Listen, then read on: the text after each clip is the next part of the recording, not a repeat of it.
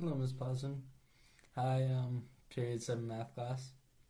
So today I'll be sharing some tips and tricks for the math subject tests that I know some of us will be taking soon enough.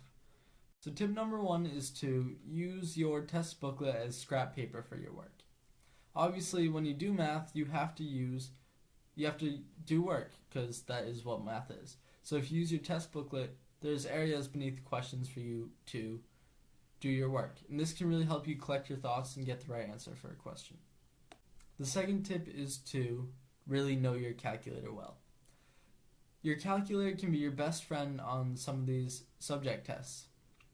Your calculator can do so many things like graphing functions, plotting points, finding linear regression, and it can do a lot of trigonometry work for you. Your calculator can help you solve a lot of things if you really know what to do with it. So becoming familiar with the functions on your calculator will really help you get a high score on these tests. Tip number 3. When you're faced with a tough question, draw a picture. Pictures can help with trigonometry, geometry, and even functions. Drawing a picture can help you start and finish very tough questions that you need to visualize. They can often help you start if you don't know where to start. Tip number 4. Plug in numbers. A lot of times on these tests, you'll be faced with pretty hard functions.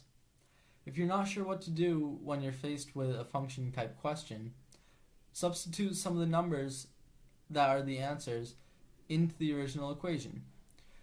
This trial and error process will help you to find the final answer if you don't know where to start.